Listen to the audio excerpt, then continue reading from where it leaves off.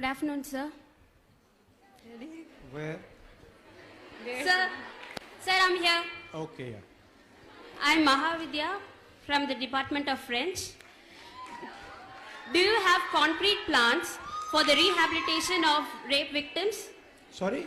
Do you have concrete plans for the rehabilitation of rape victims? I think, well, of course, you would have concrete plans for the rehabilitation of rape victims, and it's important. But I think there are two elements to the issue of violence against women. The first is a legal issue, right? And so you have to have laws that protect women and laws that are strict when a woman is raped. And the second thing you have to do is you have to protect women by changing the way society looks at women. It's not possible to rehabilitate a woman who has been raped if the society does not treat her properly, right? And in our society, women who have been raped are treated badly. They are shamed, they are not treated with respect.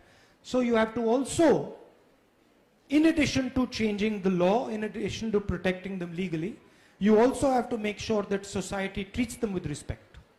And you have to change the way men think about women. Yes, and I'm committed to doing all those three things. Thank you. That was wonderful. Thank you, sir. Next question, please. Sir, I'm here. Okay, listen, my name is not sir. Okay, my name is Rahul, so call me Rahul, please. Sir, you can call your principal sir, you can call your teachers sir, you call me Rahul. Okay?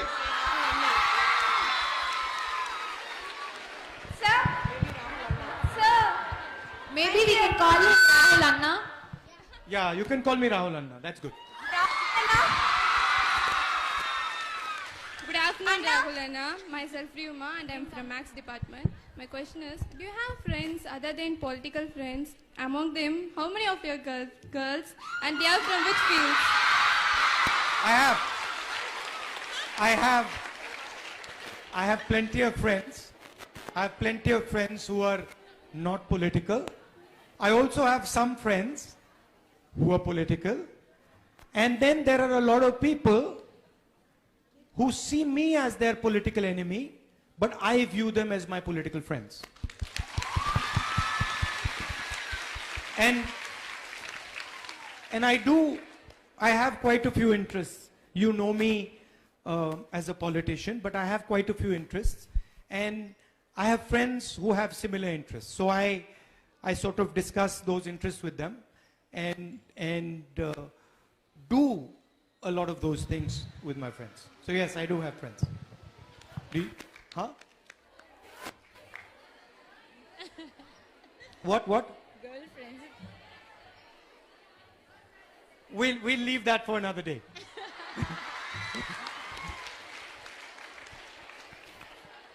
Next question, please. Yeah. Sir, I'm Vigneshwari. Rahul Anna.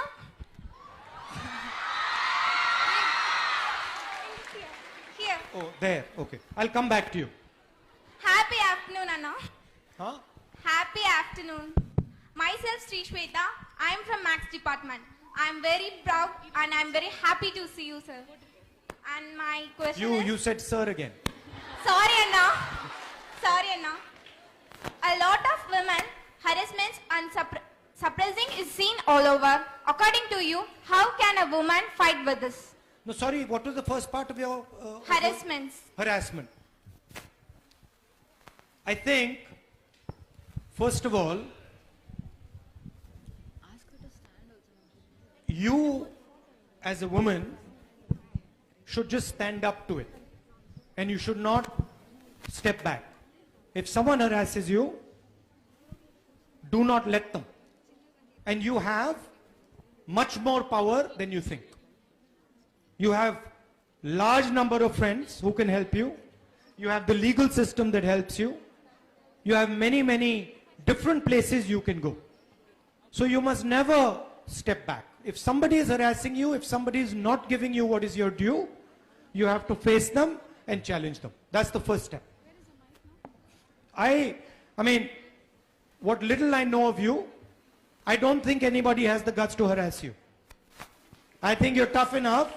I think you're tough enough that you can stand up to anybody. Right? You agree with me? And now when you agree with me about that you're tough enough to stand up to anyone? Yeah? And if anybody is harassing a friend of yours or another girl, then it is your responsibility to stand together with her and make sure they stop. And remember that I am also standing with you. And there are many, many men in this country who are standing with you and who will work with you, help you, and make sure that you're not harassed. Yeah?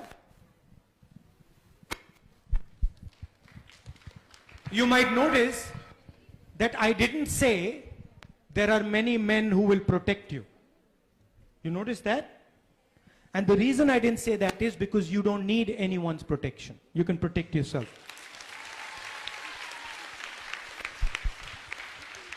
Good afternoon, Rahul ji. Here, Now, back where are of we? you. Here, sir. Okay, thank you. Good afternoon, Rahul ji. Myself, Bhuvaneshwari from Computer Science Department. What do you think of patriarchy? I don't like it. Is this a hindrance for women development? I'm actually a member of parliament from Kerala. And Kerala used to have a matriarchal system. Do you know that? Yes, sir. Right? In Kerala, they told me, I don't know if it's true or not, but they told me that if, in certain communities, if the woman is tired of the husband, she takes his shoes and puts them outside her house and he has to leave. Have you heard of this? You've heard of this? No, sir. I think this is a good system. I think it's good. I think women should have power in the family. My experience with work I did in Uttar Pradesh is if a woman controls the finances of a family, her vision for the family is much longer term. She plans much more effectively than a man. So I'm all for empowering women in the family. Of course, men also have a role. It's not that they don't have a role, but I'm totally against the patriarchy. How can we change this scenario, sir? By standing up for your rights. Tell me, when was the last time that someone made you feel uncomfortable because you're a woman? Today, sir. Tell me what happened. Actually, I was given a few questions to the teachers for me to ask you. But they said it's political, so I should not ask it. Okay, so ask it. Can I, sir? Yeah.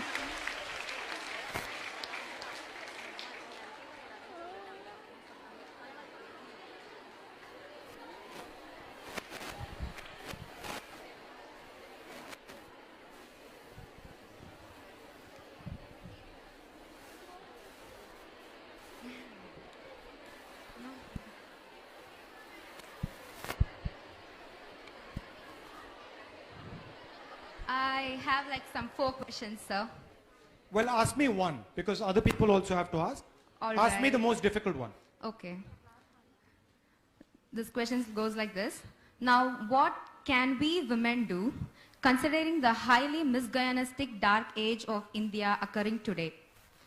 With extensive privatization, the reservation for women, gender minorities, and OBCs, Dalits, disabled will definitely be taken away.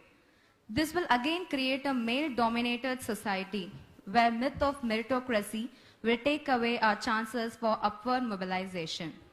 What do you expect us to do, and how will you spread this awareness in your propaganda? Because it's highly time women start being political with elections coming. We need to know who we must vote for. We need to know which party is anti-women, tampering with reservations, supporting the rapists, arresting women and sexually assaulting them in prison. We need caution about that party. So what will you do now about this? Now, first of all, now, you see, this is not a political question. This is a fundamental question. This is a question that she's asking about her future. She's saying, if 3 or 4 big companies run this country, what will be my future? Suppose I want to start a business. How will I be able to start a business if 2 or 3 or 4 huge companies own everything in India? So this is a fundamental question. This is not a political question. This is an economic question. This is a social question. There's multiple different types of questions. So the first thing is, it is important for you girls to understand that jobs in this country are created by small and medium businesses, entrepreneurs, farmers, and traders. You know, you see these little restaurants, you see these shops, you see laborers working in the farm, you see small businesses. This is the backbone of job creation in this country. If this backbone is broken, you will not be able to get jobs in this country. It's simple. This backbone of small and medium businesses is what is going to give you a job. Right? And currently what is happening is a wholesale attack on the small and medium businesses, on the entrepreneurs, on the farmers. There are 3 new farm bills that have been passed. They are basically going to destroy Indian agriculture and hand Indian agriculture to 3 or 4 business people. Many of your parents here will be farmers. They will be devastated by these 3 laws. We are fighting these 3 laws. I am personally fighting these 3 laws, and I have personally given a speech in Parliament saying that these 3 laws will destroy agriculture. And the same was done with demonetization. The same was done with GST, and the same was done during Corona. You will remember that during Corona, the largest businesses in the country were given 1,50,000 crores tax relief. But workers who were walking back home from the cities were not given a bus ticket. Please understand, 5 or 6 people were given 150,000 crores, and workers of this country were not given 200 rupees. Who are the future? The future of this country are the farmers. They are the workers. They are the small and medium businesses, and those are under attack. So what do you have to do, and what do I have to do? We have to defend those businesses. We have to defend those farmers. We have to defend those laborers. And that is our national duty. It is not our personal duty, it is our national duty, because if we don't do it, none of you will have jobs. Every one of you will be looking for a job, and you will not be able to find one. And we cannot afford that type of an India. That's the first part. The second part is, students need to be allowed to speak. Do you agree with that? Yes, sir. What is the point of me coming here, right, and then you not being able to ask me questions? You should be able to ask me any question you want. The fact that I have come here, I should be able to answer any question you ask me. Otherwise, why have I come here? What is the use of me? That is the whole point of being a leader. And maybe you'll ask me a question, and maybe I won't be able to answer it. And then that will make me think about that question. And that will make me think deeply about the question and maybe give you a solution. think about the solution. So I don't fear questions. I have never feared questions. And I will never fear questions in my life. And my advice to all of you, my advice to every single one of you, particularly in discussions like this, is when someone tells you you cannot ask a question, you tell them, I'm going to ask the question. Correct? So, and in your life also, your teachers might say, sorry, you can't ask. Father might say, mother might say, you can't ask me a question. No. Respect requires that you are allowed to ask any question you want. And there's no foolish questions. Please understand, there's nothing known as a foolish question. People tell you that's a stupid question. You know why they tell you that's a stupid question? Exactly. Because they don't know the answer. That's it. They don't know the answer. So they say that's a stupid question.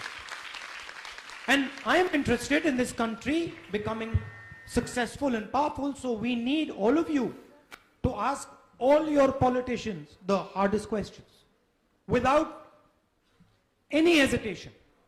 Okay? Now, tell me, other than that, how was you being a woman?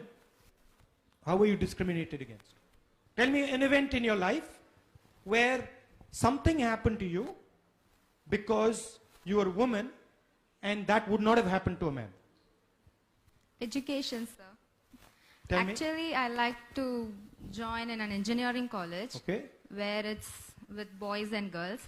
But my parents suggested, and some of my friends, family, relatives, they suggested that I have to be in a women's college because that's safer for you than in a co-ed. Because where they fear that we would get mingled with boys and we would go in a wrong side or get attracted by them like that, something. So they are not allowing us. So, if I'm very blunt. So can I be blunt? So what they're telling you is we don't trust you. Yes, sir. Not. That's not fair.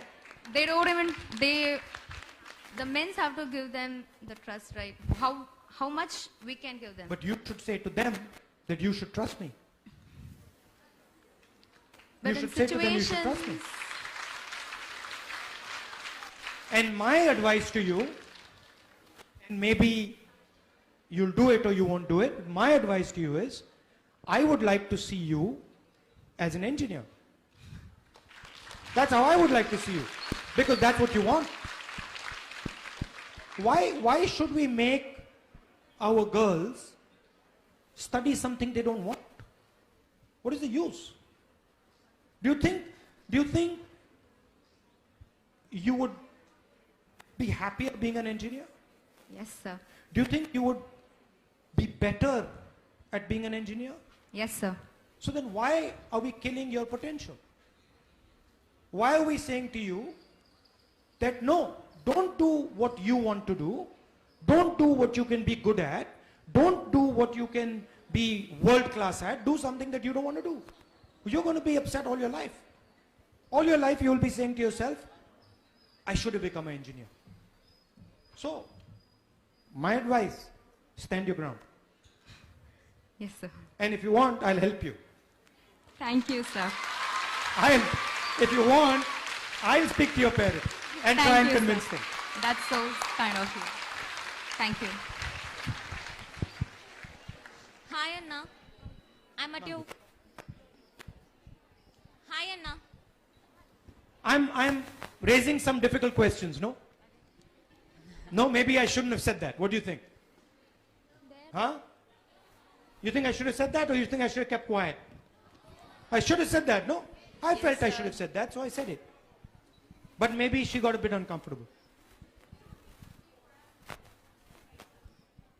Exactly. Good afternoon, Rahul Anna. Now, side. again, Here where, now. okay. Hi ma'am. How are you doing, sir? I'm doing good. Okay, I'm very pleased. I'm a bit disturbed by that. Okay. No, honestly, because I'm thinking to myself, that's really unfair.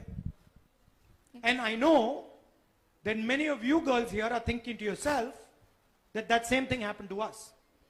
How many girls over here feel that the same thing was done to them?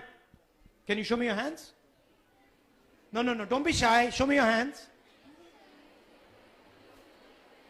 See? Look. So I was disturbed by that. And my advice to all of you is do what you want. Don't let people make you do or study exactly what they want, because you're going to have to deal with it afterwards. Sorry. Okay, so I have two questions for you. The first one Political? is... Political ones or non-political? One is little bit of a political one, but not much of a political one actually. So the first question... I'm fine with both. Okay. Okay. They might not like it. Okay. Okay, the first one is unemployment is being a major issue in India, as we all know. But what would you do to reduce or remove unemployment of women when you become the Prime Minister of India? I think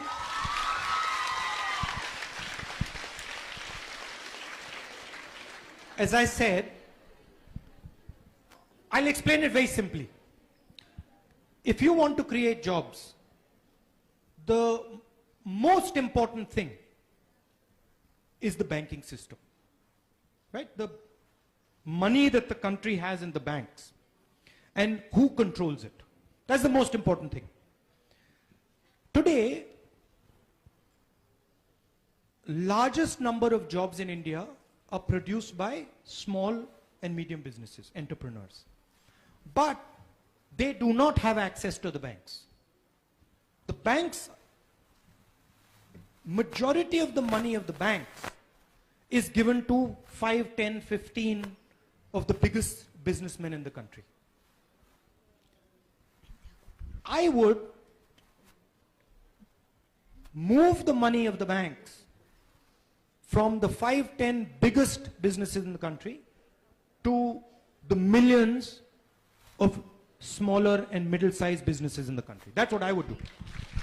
And then I would ensure that millions of Indian women who want to start a business, who want to employ people for India, can easily take bank loans and start their business.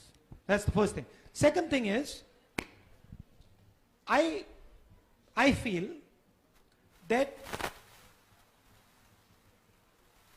the understanding of finance, understanding of money,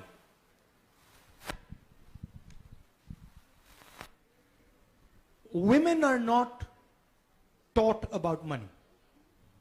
Society doesn't like teaching women about money. Because the moment women understand money, women can become independent. And so I think that's a very important thing to do, to show women the link between finance and independence. There's a direct link between finance and independence. If you get married to somebody and you do not have access to finance, you cannot be independent. Simple. So, educating women about how money works, what it means to be financially literate, what it means to be financially independent, these are very, very important things. And I think I would emphasize on that. I would tell all of you that one of the most important goals for you should be financial independence. 100% financial independence. You should be able to earn your own money, you should be able to spend your own money, and you should be independent as a result of that. So I think those are the things I would focus on. Okay, sir. You've all gone quiet. Do you agree with that? Yes, sir. You agree with that? How many of you here are financially independent? Look at that. How many of you here are financially independent? Is anyone here financially independent? So that's an important step. For you, you should think about your own financial independence. And I would like that when I meet you 3 or 4 years from today, and I come to this room and I say, listen, how many of my sisters are financially independent? At least 90% of you should say, yeah, I'm financially independent. Look, the whole of India, well, not the whole of India, but large parts of India worship Lakshmi, right? Right? Yes, sir. What is Lakshmi the god of? Well, money. So, how can we have a country where we worship Lakshmi and all our women are not financially independent? What is going on? How can we worship Lakshmi and say she is the god of wealth, and then look at our sisters and say, in a college with 500-600 women sitting here, not one girl says, I'm financially independent. Does that seem right? So these are the type of things these are the challenges you're going to face. And these are the challenges you got to overcome. This is how society controls women. None of you financially independent. You're going to depend on someone else. If you're not financially independent, you are. If you're married and you're not financially independent, you're going to depend on your husband or maybe on your parents. So that you have to build that. It's critical. Maybe a lot of your husbands won't like it. Maybe a lot of your husbands will say, what is this Rahul Gandhi coming and saying? Why is he disturbing the whole situation? But it's my job. You have to become independent. You agree? Yes, sir. The next question, you were just talking about the farm bills introduced by the center. And recently, the 21-year-old Disha Ravi has been arrested. And what is your take on her arrest? Look, throughout the country, people are being arrested for what they feel. I mean, I don't know, maybe I'll get arrested for saying this. What I said here, I don't know. You know, maybe they won't like it and they might arrest me for what have you gone and said to those girls. But, as I said in the beginning, a nation is its thoughts. A nation is its words. From the thoughts and the words, right, come actions. From the thoughts and the words comes character. From character comes destiny. So if you're shutting up the nation and you're frightening people and not allowing them to talk, you're destroying the nation's character. You're destroying the nation's destiny. It's simple. And no youngster in this country should allow anybody to frighten them into silence. If I come here one day and I say I'm going to frighten you into silence, you should not listen to me. Because your words, your thoughts, they're what make the country. That's your power. Don't give your power to anybody else. Why did I come here and say you have to be financially independent? Because I want you to have your own power. I don't want somebody else to define your life for you. That's why I'm saying to you, be financially independent. You have a role in society, you have power in society, fight for it. If somebody takes it away, challenge him. Don't run away and say, no, no, no, I can't do it, I'm a woman. Absolutely you can. Stand up to him. And many of your brothers, like me, are standing right there with you to work with you for it. Not to protect you, because you can protect yourself, but to stand by your side. Yeah? That's what politics is about. Politics is about awakening. Politics is about awakening the country. That's what it's about. So that's how you have to think, okay? Yeah? Okay.